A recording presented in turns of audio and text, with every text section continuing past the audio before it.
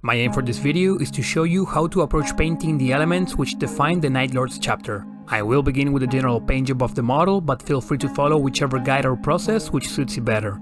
There will be timestamps if you wish to skip the beginning. With that said, let us begin. I began from a grey base coat since the night blue I was using was just the right color, and I didn't want a black base to darken it down.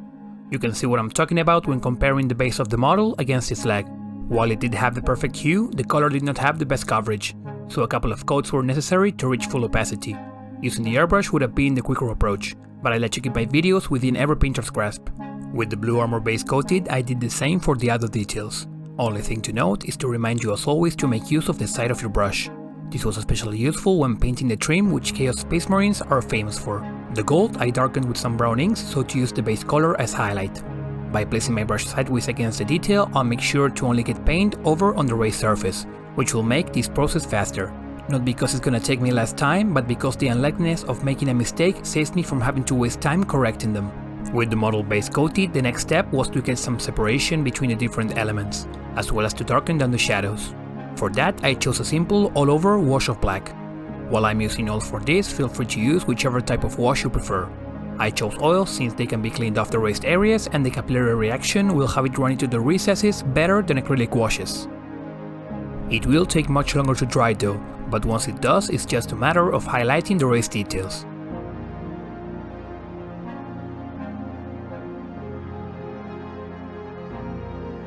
Depending on how much time you want to spend on the model, you could begin by reestablishing the base color everywhere but on the recesses, and then proceed to highlight the raised details with a mix of the base color and a brighter one. Going for an intermediate tone will allow you to transition softly into a brighter tone. Remember, pushing your highlights doesn't just mean, say for example, make a thinner line within the one before. You can keep the same width and make them shorter as an alternative, or just focus on key areas of the model. I want to keep this part of the video short since these are no different than other Chaos Space Marines, for which you can find plenty of other videos about how to paint them, and instead focus more on the chapter defining elements. When it came to my model being midnight clad, I began by reestablishing the base tone, avoiding the recesses where the wash had built up into black shadows. To make the color transition smooth, I diluted my paint so it was half transparent, and built up the highlights with another dark blue. I did mix a tiny pinch of standard blue paint, but again kept it transparent and aimed towards the top of the model, just so the black shadows could stand out more. Like you saw, the application was done almost in a stippling manner, which in the end resulted in this, from where I can begin working on the more interesting stuff. For the flayed skin, I chose a variety of skin tones, just to make it more realistic, though feel free to use the same one if you feel like it. Having achieved a solid base coat with each color, I picked my preferred blood-like paint and diluted it to a wash consistency, something along the lines of 2 or 3 parts water to 1 part paint. Once dry, I went back to the base tone and highlighted the raised details.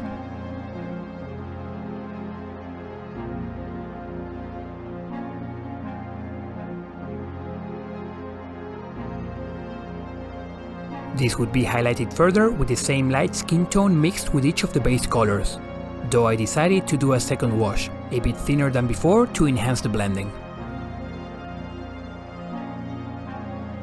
From there, I once again applied the base color in a smaller area than before.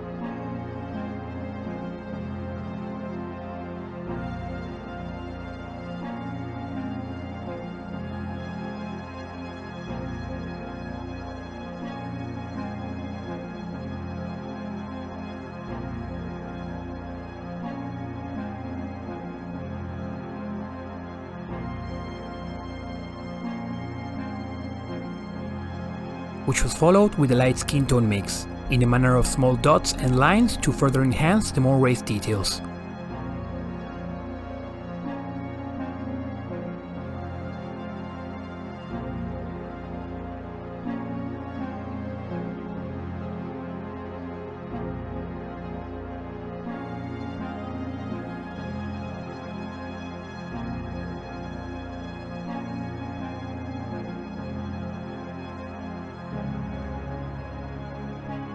Blue-green was used to start working on the lightning bolts. Work the paint into your brush and then twist and pull to form a tip. Test the flow of the paint before you move on. Watching references from the Games Workshop paint jobs, I noticed they frame around the recessed shade and work the bolts from there, leaving the shadows untouched. To paint the lightning bolts themselves, I try to copy and follow the shapes I saw in the Games Workshop paint job, but it is important you take your time and don't overdo it. For now, don't worry if your lines end up a bit too wide.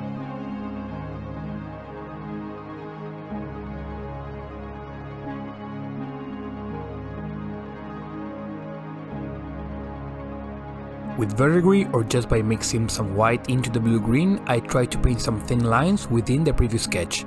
This doesn't have to be perfect. As long as there is a hint of blue-green around, the effect will come up by itself.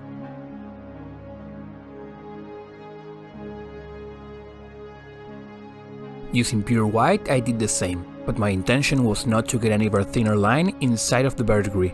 Rather, reinforce through dots and lines those points where multiple lines would meet. Remember what I said about overdoing it. The top part is a bit too cluttered, while the bottom I think is just right, and had I added more lines it would have turned out too messy.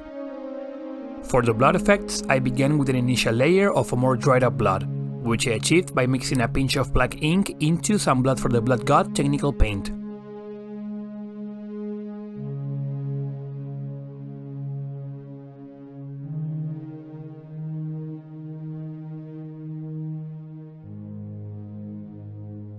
My local replacement for Yuhu glue plus the technical paint was used to create the strands. It is very important you test out your ratios before getting it into your model. As you can see, my first mix contained too much technical paint, which in turn resulted in a gunky mix which lost all its stringy properties. So make sure to figure out your ratios before you try this out. Once I got a mix which I realized was just right, I quickly grabbed my model and began working the glue around, twisting and pulling to get it from one end to the other. And as you can see by how messy this is, there is no skill barrier to doing this. I left all the footage in so you can see how chaotic it looks.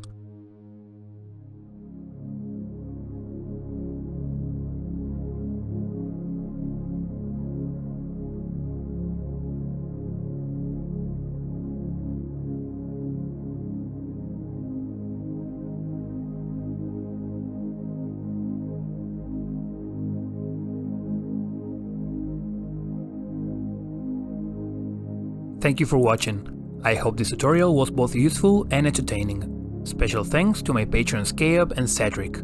Any questions you have, feel free to leave them in the comments. And if you enjoyed the video, don't forget to subscribe. But that'll be it for today. I'll be seeing you next week.